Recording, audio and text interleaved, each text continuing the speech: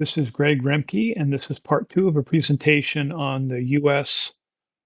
Central America policy topic that the NCFCA League has chosen. So I ended with this long, and I apologize for all the text, this slide last time, and then ran into some trouble going to the next slide. The next slide has a lot more text as well. By the way, this book, Immigrant Superpower by Tim Kaine, is one of the ones I recommend. Uh, So I ended last time talking about the red card solution, and you can find the full 40-page proposal for that online. And the Democrats oppose it, influenced by labor unions who are eager to organize, hotel and agricultural workers, uh, and they feel that more labor mobility, more people from Latin American countries in these fields would make it harder to organize and raise wages for current workers. And that's a reasonable concern. Conservatives often concerned with culture and that workers and their families might go on welfare and other programs that are expensive for the taxpayer. So the goal of labor mobility, uh, many want to come to the U.S. and become citizens, but most don't. Few migrants, workers from Central America, want to spend the winter in Cleveland or Detroit or Seattle or other northern cities. They'd rather go home. It's more pleasant and less expensive to winter in Central America for those with seasonal jobs in agriculture. But because they couldn't get home, many brought their families to the US. And we don't know if that was their first choice, but our militarization of the border and the chaos surrounding things have, one would argue, made things worse than they would be. So the US does have visa policies for agricultural workers and other workers, but they are generally restrictive and costly, cumbersome. So streamlining those would be one way to ease some of the labor shortages in the U.S. and allow U.S. Security to focus on stopping illegal immigration and channeling it to people who have job skills and are coming voluntarily working for companies. So, a pro labor mobility case, very strong for Hawaii too. The author of this book, Tim Kaine, discusses this. He's also co-directs the American Lyceum, which is promoting solution-centric debates, and you can find that online in the PDF that I'll send. This link should work to open those pages.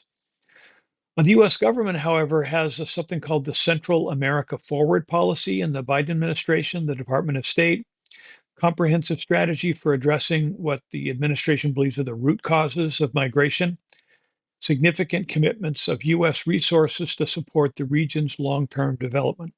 First off, this is taxpayer money that would be committed, not US resources. The US government gets its resources from taxes and borrowing. And there's very little success wise to show from past expenditures of billions and billions of dollars aimed at development around the world. This is top down development and generally the view of development experts, which is really not what people on the ground uh, would prefer. So I'm not talking about that in depth. William Easterly, the economist, discusses this, and I have more of this in separate presentations. And also, by the way, there's a separate charter city, Prospera, that was approved on the Atlantic side of Honduras, and I'll talk more about this. Whoop. Oh, this is the American Lyceum. I'll bring it on the screen here just because it opened up an accident, but you can find more on your own. Um, so, what is the U.S. government doing now? Well, lots of things that haven't been successful in Africa, Asia, or Latin America. Governments and NGOs push top down solution. Our aid often goes to US companies, US NGOs, or the government of Central American countries. This page on talking about the US goals in Latin America on the forward status quo, it says we work to foster inclusive economic opportunity.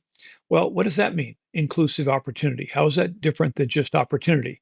So that's part of the federal government's agenda to reduce income inequality and other sorts of things we have in the US. But people just want opportunities in Latin America not the US agenda, woke agenda, or whatever you could say critical of it. Plus, US policy is promoting renewable energy and EVs and windmills and solar panels. The EP has a page with links, EPA efforts in Latin America and the Caribbean. And again, as you'd expect, it's about renewable energy, sustainability, and various things that are US interests or the interests of the current administration, but not necessarily the interests of everyday people, certainly not of US taxpayers. The Jones Act may come up again because there's restrictions on tourism and passenger vessels going between US ports. And this is discussed. A cruise that begins and ends at different US ports.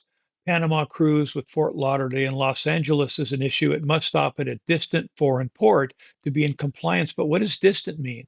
Turns out um, that a foreign port will allow a cruise ship not to violate the Jones Act, but a distant foreign port is defined as outside of North America and Central America, Bermuda and the West Indies. So South American ports count, but what about ports that are in the listed Central American countries? So again, further now, maybe students don't want to be involved in the Jones Act again, and I encourage you to do research, not to recycle your Jones Act evidence cards from last year, but I thought it was interesting to look at. What I think is most interesting is to look at the idea of charter cities. And you start here with a presentation by economist Ted Romer, I think formerly head of the World Bank, Stanford economist. He says this is his 2009 TED Talk, Why the World Needs Charter Cities. This is especially valuable for Central America, and he starts by calling for a charter city for Honduras. Also, you can read more in this fascinating essay, Politically Incorrect Guide to Ending Poverty. The argument is charter cities in Europe is what led to European economic development and the Anglo-Saxon rule of law traditions that influenced America. You can read more about that. Paul Romer has a second presentation on charter cities, on what we've learned, and much went sideways on his effort to promote this on Honduras, but it's still an important area, and it's I encourage students to look into it. Give charter cities a second look. This is Mark Letter, head of the Charter Cities Institute, writing in City Journal in 2019. Also, there's a fund. Now, this has to do with Europe, but how did Europe get wealthy? It turns out it's charter cities. If you can in Europe today take a tour of Little Europe, Monaco, San Marino, Liechtenstein, Andorra, the Vatican. These are ancient cities that had their own rights that drove prosperity through European history.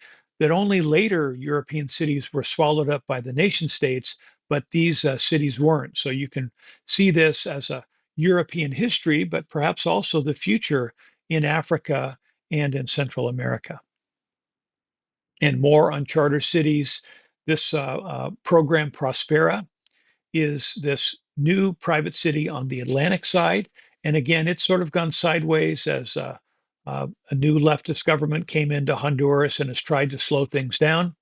But you can read more about that. In Europe, it's the Hanseatic League, not nation states, that drove development for centuries and centuries. So, what US policies could support charter cities in Central America? And again, Romer's TED Talk, progress was delayed when concerns about neocolonialism, then Prospera. There was a Z law, which is a free trade zone in Spanish, passed in Honduras that opened the charter city movement, but again, it got slowed down. But you have the Honduras charter city experiment, and now you still have these free trade zones that are sort of models of charter cities. So again, links to these articles in the handout. And I'm trying to move forward, but maybe I'll stop right there and this will be part 2.